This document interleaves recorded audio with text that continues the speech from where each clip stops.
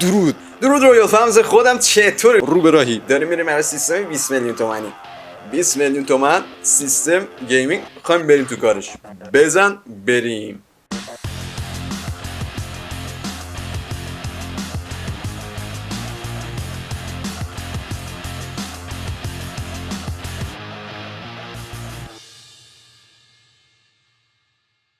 امروز 25 مرداد 99 هستیم. دلار قیمتش 22000 تومان. منم صبر کردم این مدت ببینم این دلار پدر سوخته قیمتش بالاخره چی میشه و از اونجایی که الان فعلا داره تو رنج 20 تومن بازی میکنه با زندگی این پدر سوخته خیر ندیده، گفتم دیگه شروع کنیم یواش یواش سیستمای پیشنهادی رو ادامه دادن و بریم تو کارش. لطفاً دکمه سابسکرایب رو بزن و اون زنگوله بغلش یه چیزی کوچولو موچولو هست جای زنگوله‌اش، اونم بزن تا اولین نفری باشه که ویدیوهای جدید منو میبینی. خیلی ممنونم ازت. خب با 20 تومن چه سیستمی میشه خرید؟ کسی که تو این شرایط 20 تومن گذاشته کنار واسه خرید سیستم، پس مسلماً انتظارات بالایی داره و دوست داره یه تجربه راحت و لذت بخش داشته باشه از سیستمی که داره میخره. این سیستم چیزی حدود 900 دلار در میاد که قابلیت اجرای بازی‌های روز دنیا رو روی تنظیمات متوسط داره، ولی خب کارهای گرافیکی و تدوین و اینا رو راحت میتونید بهش بسپارید و لذت ببرید. اوکی، بریم سراغ قطعات رو ببینیم چی داریم اینجا.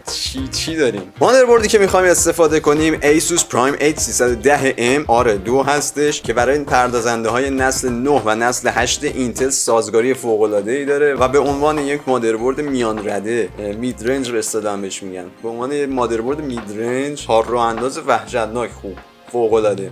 اینو هیچی راجبش نمیگم چون مادربرد ترتمیزی، اوکیه، چرخش به اصطلاح میچرخه حسابی و اوکی دیگه، راحت میتونید ازش استفاده کنین و ارتقام خواستین بدین، اوکی.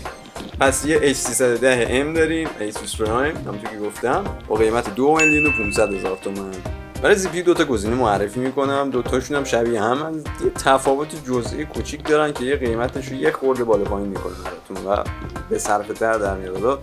بهتون میگم چی هن. یکیشون کورای 5 9420F هستش و اون یکی کورای 5 9420. دو تاشون هم ترای، یعنی باکس و فن ندارن. انتظارات خاص نداشته باشین از اون. یه تیکه انقدی کوچولو سی پی یو.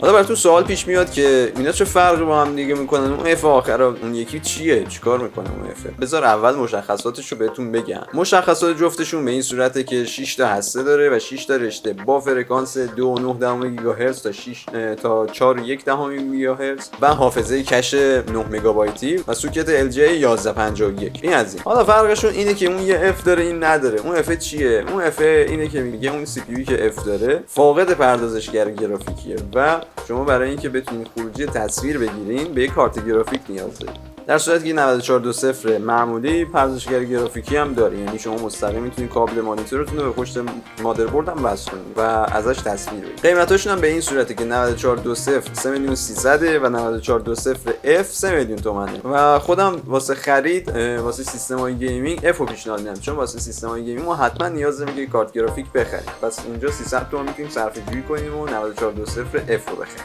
صندوقمون جمع وسایلی که خریدیم تا الان این دو تا قطعه خریدیم شد 5500. ایزی.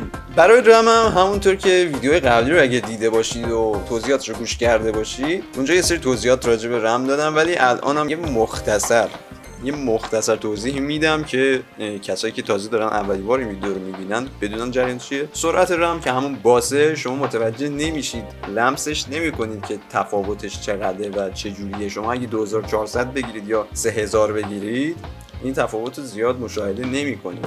پس بهتره همون سراغ 2400 برید، پولتون زیاد حروم نکنید، چون فقط توی اتفاقات خاصی، توی برنامه‌های خاصی میتونید این تفاوت رو ببینید و لمس کنید و به کارتون بیاد اون بالاتره. پس این از این. و برای کارهای روزمره، کارهای معمولی گیم زدن اینا 16 گیگابایت کافیه. حالا اگه خواستید ارتقا بدید، کارتون جوری بود که لازم داشتید 32 گیگ رم داشته باشید، اوکی، مشکلی نداره و خودتون انتخاب میتونید بکنید. ولی برای سیستم پیشنهادی که بودجهتون محدوده، من 16 گیگابایت رم رو پیشنهاد میکنم. برای این اساس پیشنهاد رم من جیل ایوو اسپیر 16 گیگابایت هستش که به عنوان یه باندل 2 تا 8 گیگی استفاده میشه و 2400 تا باس داره، 2400 مگاهرتز باس داره که پیشنهاد خوبیه. قیمتش هم 1,800,000. صندوقمون هم تا اینجا میشه چقدر؟ میشه 7,300,000. خب کارت گرافیکو داریم، گرون ترین قطعه، جلوه دهنده تصاویر به مانیتورها. خلاصه عشق این عشقه که میگم دیوونه کننده است واقعا. بری تو نخش دیوونه کارت گرافیک میشی خدا وکیلی. و آرزوئه که 2080 تی داشته باشی، میدونی یه افتخاری حساب میشه 2080 تی داشتن. اینجا هم 2 تا پیشنهاد دارم براتون. بودجه‌ای که میخوام واسه کارت گرافیک بذارم کنار 6 میلیون تومان هستش.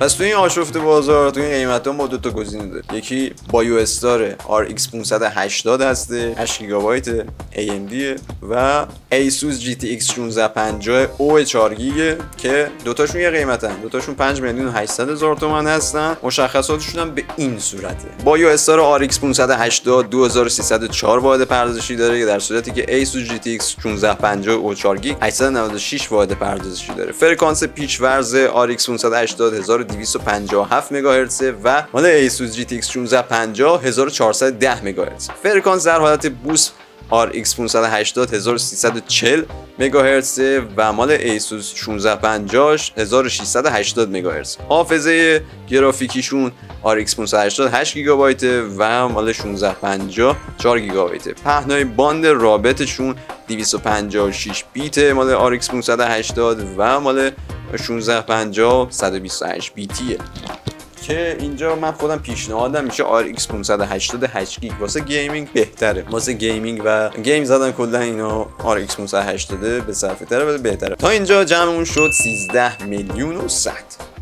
ایز سراغ هارد و SSD میخوایم بریم الان. واسه هارد 1 ترابایت شروعش کافیه و واسه شروع خوبه، یعنی تو این قیمتا الان 1 ترابایت داشته باشی بس فعلا واسه شروع. بعدا هر چقدر خواستی میتونی اضافه کنی وقتی 1 ترابایت پر شد. واسه شروع شما میتونید یه دونه وسترن دیجیتال 1 ترابایت بلو 7200 RPM بخرید که قیمتش هولوش 1 تومن هستش و گزینه مناسبیه.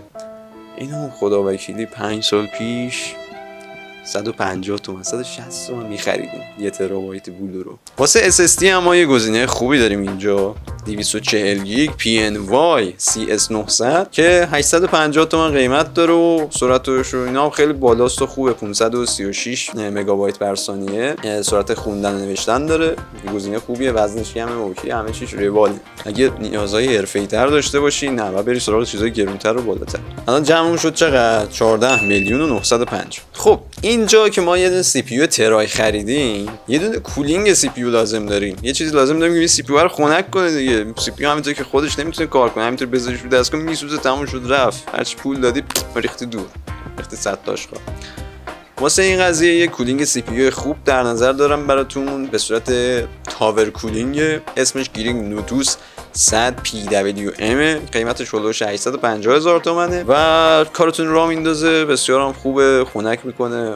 فقط در مورد سی پی یو همونطور که تو ویدیو قبلی گفتم حتما باید این خمیر سیلیکون جدی بگیرید و خمیر سیلیکونتون رو 6 ماه یه بار عوض کنید. حتی اگه مارک خوبم میگیرید 6 ماه یه بار سعی کنید خمیر سیلیکون رو عوض کنید که دمای سی پی یو تاثیر نذاره رو کار کردش، چون هر چقدر دمای سی پی یو بالاتر بره خیلی بدتر کار میکنه، بد کار میکنه. واقعا این قضیه رو من بارها شاهدش بودم. جمعمون شد 15 میلیون و 800. برای پاور سیستم هم توان خروجی 550 وات رو پیشنهاد میکنم که شما میتونید با 550 وات هم این سیستمتون جواب میده و همین که قطعاتی خواستین بعداً اضافه کنید به راحتی بتونید اضافه کنید و مشکلی نداشته باشید. قطعه پیشنهادی هم کولر مستر MWE 550 وات برنز ورژن 2، قیمتش هم میشه هولوش 2 میلیون تومان هستش. یه خورده گرونه ولی جواب میده دیگه، خوبم هستش، راضی کننده است. حالا میریم سراغ کیس. این سری یه کیس خوشگل میخوام بهتون معرفی کنم. قیمتش یه خورده بالاه ولی دیگه وقتی آدم 20 میلیون پول میده انتظار داره یه چیزی باشه خوشگل باشه، چششو بگیره. میدونی نگاه میکنی دلت نسوزه 20 میلیون تومان دادی. واسه کیس هم چیزی که میخوام بهتون پیشنهاد بدم مسترتک آرکای گلس هستش. قیمتش 200 میلیون تومنه. 200 میلیون جوری شد. قیمتش 2 میلیون 200 هزار تومنه و ظاهر خیلی قشنگی داره و اون کیس گیمینگ ارزشش رو داره و با این 2 میلیون 200 تومن جمع کیسمون شد 20 میلیون تومن و ویدیومون تموم شد دیگه تقریبا. ولی حالا چی داریم؟ یه کیس 20 میلیون تومانی خوشگل و کار را بنداز. دمتون گرم رفقا، مرسی که این ویدیو رو تا آخر تماشا کردید. کلی ازتون ممنونم که با من همراهین و از من حمایت میکنید. سابسکرایب، لایک و کامنت جز بهترین حمایت از من هستش و منو کلی خوشحال میکنه. منتظرم انرژی های توپتون زیر کامنت های این پست، زیر کامنت های این ویدیو ببینم و منو کلی خوشحال میکنم. اینا خیلی هم زود بهشون جواب میدم، مطمئن باشید. سوالی، نظری، چیزی داشتید زیر همین ویدیو کامنت بذارید و عاشق همتونم دیگه. دوستون دارم. قربون تک تکتون. تا ویدیو بعدی.